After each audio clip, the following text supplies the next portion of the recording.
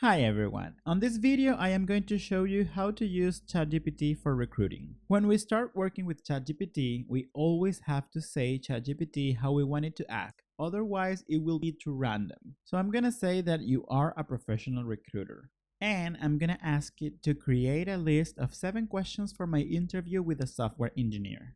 There you go. So you have 7 very well written questions in there.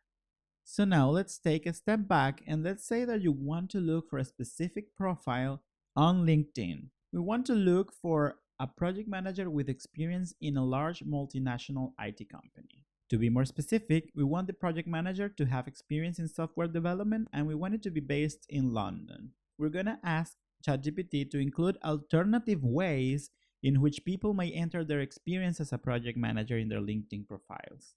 And we're going to hit enter. So now there you go. So you see, it created the Boolean search for us. If you pay attention to the first 3 items, it says project manager, program manager, or project lead, which are different names for a kind of similar role. And it has all of the other information in there.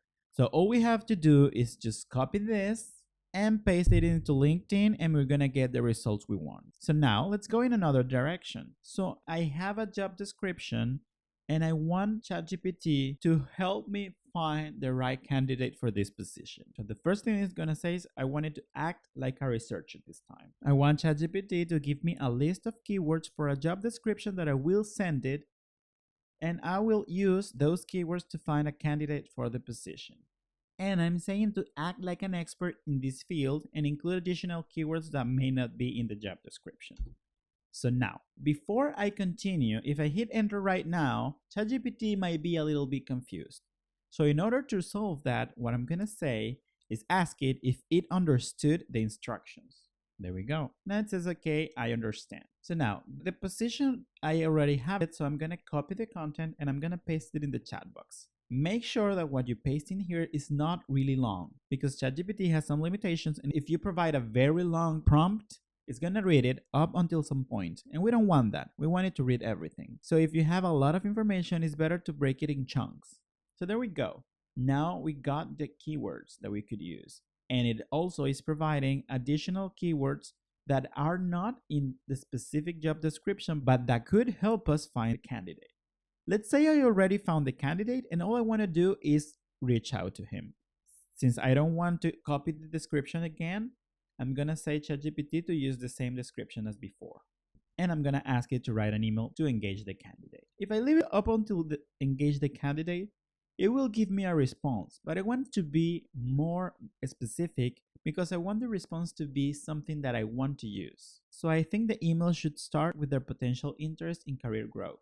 And then I wanted to present the job opportunity. I wanted to outline the benefits and use a convincing tone. I wanted to use industry terminology, but I also wanted to keep it short. Do not use unnecessary words because sometimes ChatGPT tries to make the content beautiful by adding additional adjectives. And I don't want that. I want it to be friendly and human in tone. I want it to use a call to action and to add a sense of urgency. Now, I think that's enough. Since it is an email, it provides the subject first. Exciting opportunity for growth at Axioma Analyst Client Services. And then we have the email. In some parts of the email, we're gonna find, for example, this candidate name or industry terminology. Those are blanks that ChatGPT uses for us to fill in.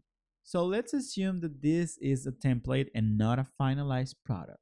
And there you go. That's how you use ChatGPT for recruiting. Please like this video if you found it helpful, and remember to subscribe if you want to keep on watching these tutorials.